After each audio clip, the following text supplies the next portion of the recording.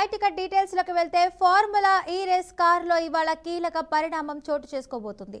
Formula ఈ race కేసులో governor కు ఏసీబీ నివేదికను ప్రభుత్వం సమర్పించనుంది. ఇక గవర్నర్ అనుమతి రాగానే ఏసీబీ ఛార్జ్షీట్ దాఖలు చేయనుంది. కేటీఆర్ సహా మరో నలుగురి ప్రాసిక్యూషన్ కి ఏసీబీ సిద్ధమైనట్లు తెలుస్తోంది. ఈ రేస్ కేసులో క్విక్ ప్రోక్రో జరిగినట్లు అధికారులు నిర్ధారణకు వచ్చినట్లు సమాచారం. అప్పటి అధికార పార్టీకి స్పాన్సర్ కంపెనీ 44 కోట్ల ఎలక్టోరల్ బ్రాండ్స్ చెల్లించనున్నట్లు అధికారులు నివేదికలో స్పష్టం చేశారు.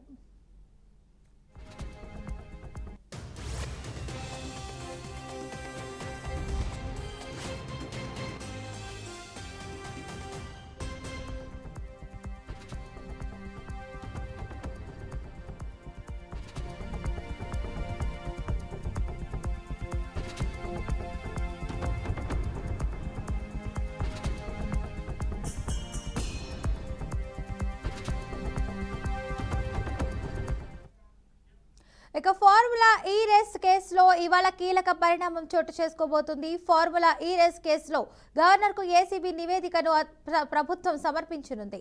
గవర్నర్ అనుమతి రాగానే ఏసీబీ ఛార్జ్షీట్ దాఖలు చేయనుంది. ఇక కేటీఆర్ సహా మరో నలుగురి ప్రాసిక్యూషన్ కి ఏసీబీ సిద్ధమైనట్లు తెలుస్తోంది.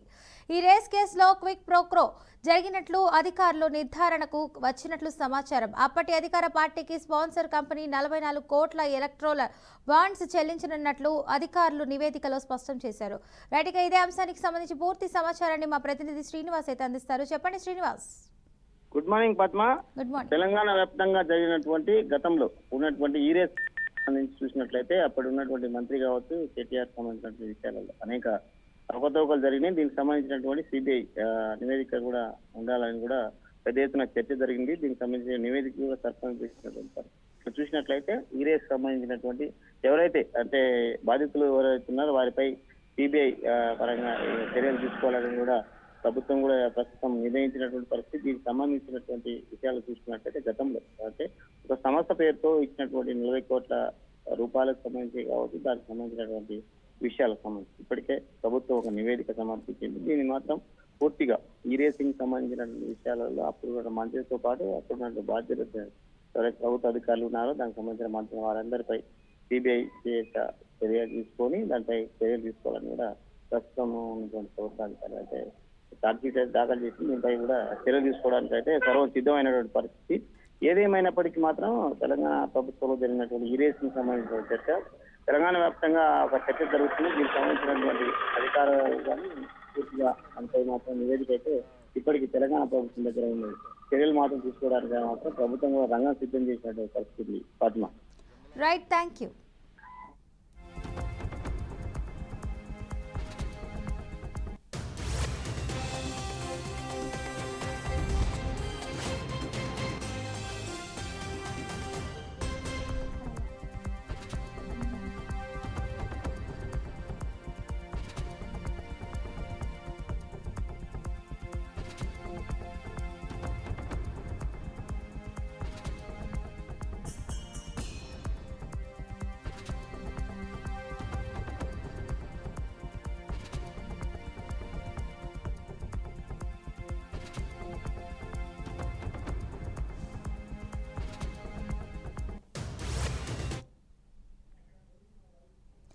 డక్కన్ కిచెన్ హోటల్ కూల్చివేత కేసులో ఇవాళ హీరోలు దగ్గుపాటి వెంకటేష్, రాణాతో పాటు నిర్మాత దగ్గుపాటి సురేష్, అభిరామ్ నాంపల్లి కోర్టుకు వెళ్లనున్నారు.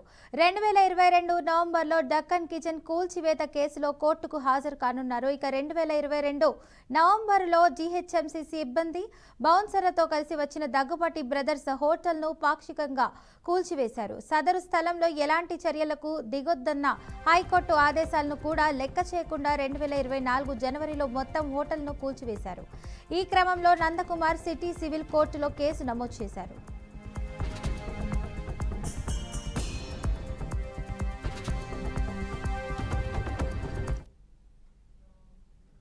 కోర్టు ఆదేశాల మేరకు ఫిలిం నగర్ పోలీసులు వారిపై ఐపీసీసీ 448, 452, 458, 120 సెక్షన్ల కింద కేసులు నమోదు చేశారు. ఇక దీనిని విచారణకు స్వీకరించిన కోర్టు హీరోలు దగ్గుపాటి వెంకటేష్, దగ్గుపాటి రాణా, నిర్మాత దగ్గుపాటి సురేష్, అభిరాంపై కేసులు నమోదు చేయాలని ఆదేశాలు జారీ చేసింది.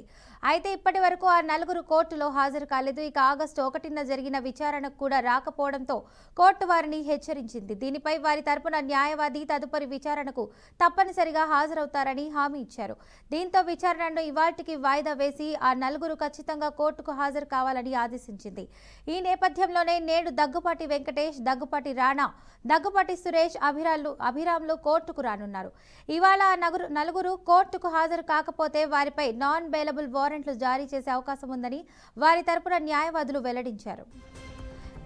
ఇక ఇదే అంశానికి సంబంధించి పూర్తి సమాచారాన్ని మా ప్రతినిధి బాసిత్ అందిస్తారు. చెప్పండి బాసిత్. ఫాతిమా 2022 నవంబర్లో దక్కన్ కిచెన్ హోటల్ కూల్చివేత కేసులో నేడు హాలీవుడ్ హీరోలు దగ్గుపాటి వెంకటేష్, దగ్గుపాటి రాణాతో పాటు దగ్గుపాటి సురేష్, అభిరామ్లు ఈ రోజు కోర్టుకు నాంపల్లి హాజరు కానున్నారు. ఇప్పటికే కోర్టు ఆదేశాలతో ఆ నలుగురుపై ఫిలిం నగర్ పోలీసులు ఐపీసీ 448, 452, 458, 120B సెక్షన్ల ప్రకారం కేసులు నమోదు చేశారు. ఫిలిం నగర్ లోని దక్కన్ కిచెన్ హోటల్ స్థలానికి సంబంధించి దాని యజమాని నందకుమార్ తో పాటు దగ్గుబాటి కుటుంబం మధ్య గతంలో వివాదం తలెత్తిన విషయం తెలిసిందే. ఈ నేపథ్యంలోనే నందకుమార్ సిటీ సివిల్ కోర్టును కాగా 2022 నవంబర్లో జీహెచ్ఎంసీ సిబ్బందితో కలిసి బౌన్సర్లు కలిసి వచ్చిన దగ్గుబాటి బ్రదర్స్ హోటల్ పాక్షికంగా కూల్చివేయడం జరిగింది. సదరు స్థలంలో ఎలాంటి చర్యలకు దిగొద్దని హైకోర్టు ఆదేశాలు జారీ చేసినా కానీ వారు లెక్క చేయలేదు.